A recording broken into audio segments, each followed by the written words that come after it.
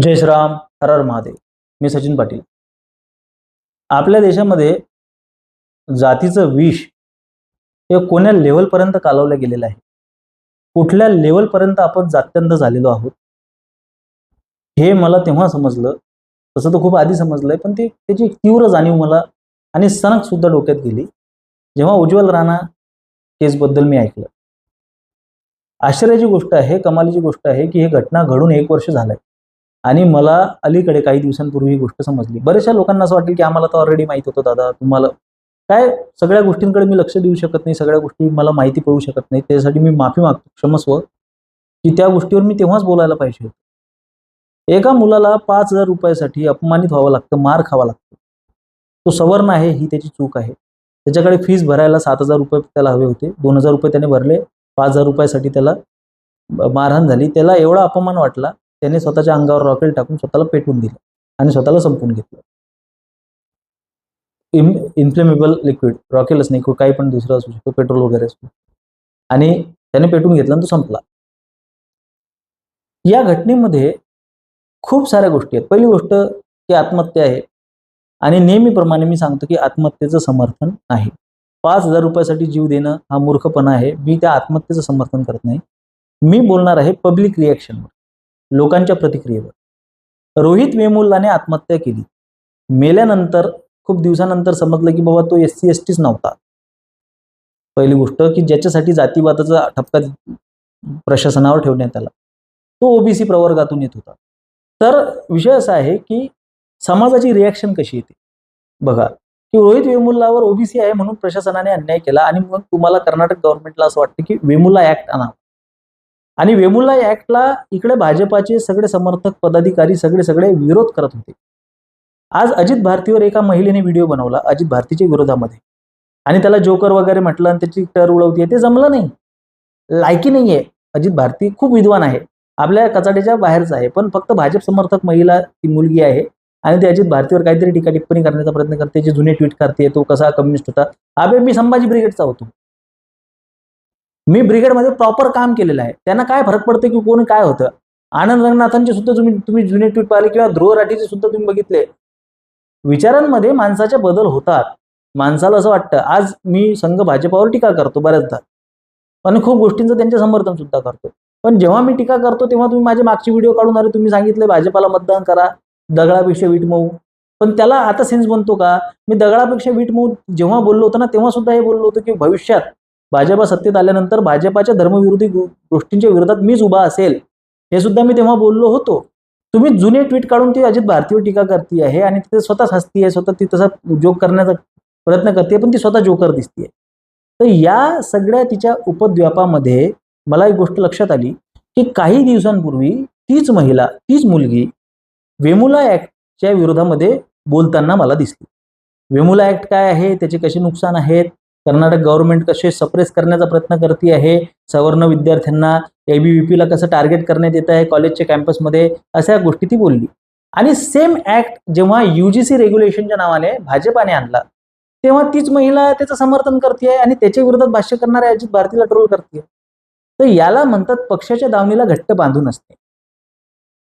हा निर्लज्ज प्रकार आहे, हा बेशरम प्रकार आहे, हा भोसळ पप्पू प्रकारात मोडणारा प्रकार आहे. ही च्युतीगिरी आहे, जे आपण करतोय हे आपण मान्य केलं पाहिजे. तर इथे आपल्याला एक गोष्ट समजून घेतली पाहिजे, लक्षात घेतली पाहिजे की वेमुला ऍक्ट येत असताना ज्या पद्धतीने त्याला विरोध झाला आणि तोच UGC रेग्युलेशन मध्ये आला, तेव्हा त्याला समर्थन देण्यात आलं, कारण की पक्ष बदलला, कारण की भाजपाने, म्हणजे ही समाजाची प्रतिक्रिया आहे.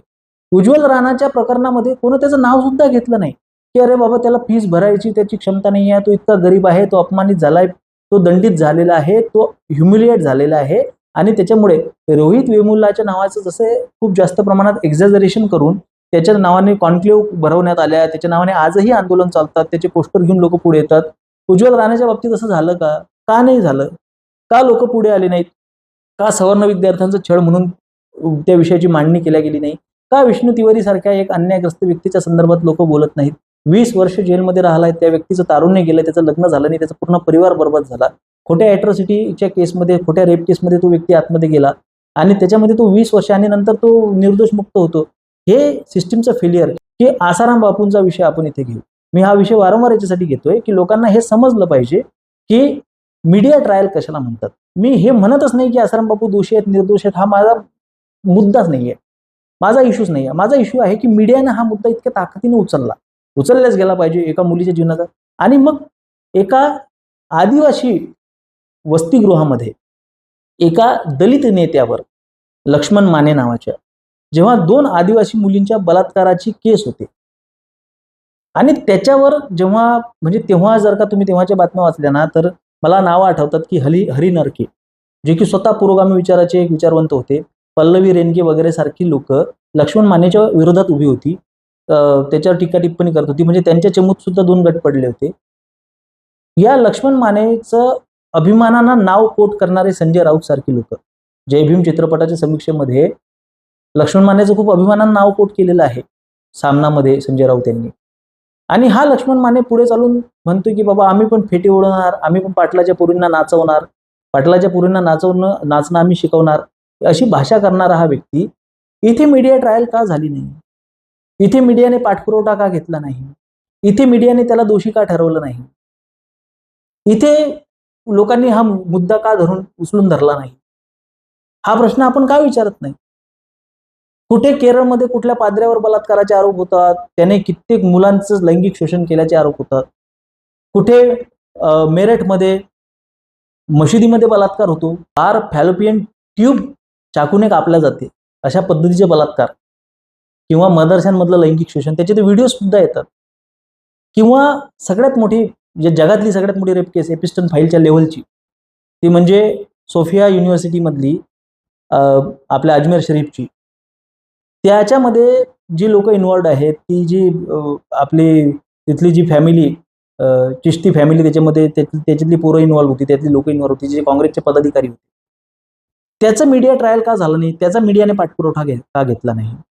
तर ह्या ज्या गोष्टी ठरवून केल्या जातात, ह्या ज्या गोष्टी सांगून केल्या जातात, सामान्य जनतेने स्वतःच्या विवेकाचा वापर करायला आपली सामान्य जनता कधी शिकणार आहे? कधी स्वतःच्या विवेकाचा वापर करून फॅक्ट पाहणार आहे, सत्य परिस्थिती काय पाहणार आहे? वारंवार फ्लॅश केल्या जाते सोशल मीडियावर, प्रसारमाध्यमांवर, समाज माध्यमांवर एखादी गोष्ट वारंवार सांगितली जात आहे, ठासून सांगितली जात आहे आणि ती गोष्ट सत्य आहे हे समजण्याची मानसिकता, म्हणजे आपण कुठेतरी चावीची माकड झालेलो आहोत. आपल्याला कधी कुठेतरी कोणतरी नाचवतंय, आपल्याला कोणतरी चावी मारतंय, आपण ती वाजवत बसतोय आणि आपण नाचत बसतोय. हे नाचणं कधी बंद होणार आहे? स्वतः फॅक्ट चेक कधी होणार आहेत? स्वतः आम्ही जाऊन कधी चौकशी करणार आहोत? कधी आम्ही अफवांना, चुकीच्या मेसेजेसना फॉरवर्ड करणं बंद करणार आहोत? कधी आम्ही व्हॉट्सअपवर आलेल्या मेसेजची चिकित्सा करणार आहोत? कधी आम्ही उज्ज्वल राणासारख्या केसकडे बघणार आहोत? कधी आम्ही उज्ज्वल राणा आणि रोहित वेमुल्लाच्या केसला कम्पेअर करणार आहोत? कधी आम्ही हा विचार करणार आहोत की बाबा ह्या गोष्टीला इतकं प्राधान्य दिलं जातंय, ह्या गोष्टीला एवढं दाबून टाकलं जातंय, याच्यामध्ये काही राजकारण असू शकतं का? याच्यामागे काही लोक असू शकतात का? आपल्या डोक्याचा वापर दुसरं कोणीतरी करतंय का? आपल्या खांद्यावर आपलंच डोकं आहे का? हा विचार माझा समाज कधी करायला लागेल? आपण म्हणतो जातीमध्ये विभागले गेलोय आणि जाती ब्राह्मणांनी बनवल्या आणि ब्राह्मणांनी आपल्यावर, अरे पण हा विचार करतो का की जातीलाच जात वैरी आहे? एका समाजाचा व्यक्ती दलित आणि दुसऱ्या समाजाच्या दलिताच्या व्यक्तीवर तो अन्याय करतोय. अशा पद्धतीचे व्हिडिओ आहेत की मीना समाजाची लोक येतात आणि तिथल्या दुसऱ्या जातीच्या लोकांना घोड्यावरून उतरवतात. दोघे एससी कॅटेगरीमध्ये येतात, तरी सुद्धा एकामेकावर अत्याचार करतात की हमारे सामने तुम घोडे पे बैठ के नहीं जा सकते. मुळात मी लहानपणी एक चित्रपट पाहिलेला होता, हे उदाहरण मी याच्यापूर्वी दिलेलं आहे. मी हे याच्यासाठी सांगतो की लोकांनी काय रिपिटेटिव्ह सांगावं लागतं, कारण की माझा प्रत्येक व्हिडिओ पाहणारी नवीन ऑडियन्स असते, म्हणून एक गोष्ट मी रिपीट करतो. अशा बऱ्याच गोष्टी करत असतो मी. की गुलामी नावाचा चित्रपटामध्ये मी लहान असताना तो चित्रपट पाहिला. 1985 मध्ये हा चित्रपट आलेला आहे. जेपी दत्ता जे की खूप मोठं नाव आहे, बॉर्डर सारखे चित्रपट त्यांनी बनवले. जेपी दत्तांनी हा चित्रपट बनवला. त्या चित्रपटामध्ये मी बघितलं की धर्मेंद्रवर ठाकूर अन्याय करतात. नसुद्दीन शाह, शम्मी कपूर ठाकूर दाखवले, पण धर्मेंद्रचं सुद्धा नाव रणजित सिंग मास्टर असतो, तो रणजित सिंग असं दाखवलंय. त्या चित्रपटामधली आणखीन एक गोष्ट म्हणजे ते जेहाले मिस्किन मुकुंद रंजिश ते गाणं, आणि त्याच्यामध्ये लेजेंडरी डायलॉग मिथूनचा, तो म्हणजे कोई शक, मिथून आर्मीतून आलेला असतो. तर त्याच्यात मला एक गोष्ट वाटते की साला हा कोणता दलित आहे ज्याचं आडनाव सिंग आहे, ज्याला बंदूक चालवता येते किंवा ज्याला. तर मला समजलं, मी थोडं मोठं झालं तेव्हा गुगल नव्हतं. 1985 चित्रपट होता. मी खूप लेट तो म्हणजे अर्ली लाईफमध्ये तो चित्रपट पाहिला. आणि मी सवेरेवाली गाडीसारखे चित्रपट पाहिलेले होते. मी 8 मूव्हीज बघायचो, कारण की शनिवारी त्या लागायचे. तेव्हापासूनच मी थोडासा असा विचार करायचो. आणि त्याच्यामध्ये जाती व्यवस्था आहे सवेरेवाली गाडीमध्ये, गुलामीमध्ये जाती व्यवस्था आहे, आणि जाती व्यवस्थेवर खूप चित्रपट असायचे तेव्हा, 8 मूव्हीज असायच्या. तर मी रुदाली वगैरे तेव्हाच ते चित्रपट बघितलेले आहेत. मी पिंजर बघितलाय चंद्रप्रकाश द्विवेदींचा. आणि हे लहानपणीचे पाहिलेले चित्रपट आहेत मी. तर मला असं वाटलं की बाबा पुढे जेव्हा मला समजलं की बाबा हा जो मास्टर आहे रणजित सिंग, हा दलित नाही आहे, हा जाट आहे आणि त्याच्यावर ठाकूर अन्याय करतात. नंतर मला समजलं की बाबा हा जाती अंतर्गत संघर्ष आहे. जाट आणि राजपुतांमधला हा सवर्ण, उच्च वर्ण आणि खालच्या वर्णातला संघर्ष नाहीये. पण हे समजायला मला खूप उशीर लागला. पण ज्या पद्धतीने चित्रपटाची मांडणी होती त्यामध्ये आपल्याला असं दिसते की उच्चवर्णीय खालच्या वर्णातल्या लोकांना दाबतायत. अरे जाट काय खालच्या वर्णातील लोक आहेत का? जाट काय समाजाच्या उतरंडीमध्ये खाली येतात का? पानसिंग तोमर का मारला गेला? का त्याला शासनाने डोक्यात गेलाय आणि गोळ्या घालण्याचा आदेश दिलाय आणि तिथे एन्काउंटर स्पेशलिस्टला पाठवून हे करण्यात आलं? कारण की पानसिंग तोमरने गुज्जर समाजाच्या 11 लोकांची हत्या केली. आउट ऑफ रेज गद्दारी केली म्हणून जे काही चूक असेल बरोबर असेल तो त्याचा भाग आहे. पण मग गुज्जर समाजाची लोक मारली. Paan Singh Tomar belongs to Rajput clan आणि राजपूत गुज्जर संघर्षातून ते एन्काउंटर घडलेलं आहे. आपण समाजाच्या सगळ्या भागांमध्ये जर का बघितलं तर हा जातीगत संघर्ष हा एका जातीचा दुसऱ्या जाती मराठा वंजारी संघर्ष हा जो संघर्ष आहे हा एका जातीचा दुसऱ्या जातीसोबतचा आहे. या संघर्षाला आपण उच्च आणि अप्पर कास्ट लोअर कास्ट हा संघर्ष जेव्हा दाखवतो आणि आपण सांगतो की 5000 वर्षाचा संघर्ष ब्राह्मणांनी जाती बनवल्या, मनुवाद, ब्राह्मणवाद, हे सगळे काय म्हणतात त्याला की हे बनवलेले नॅरेटिव्ह आहेत.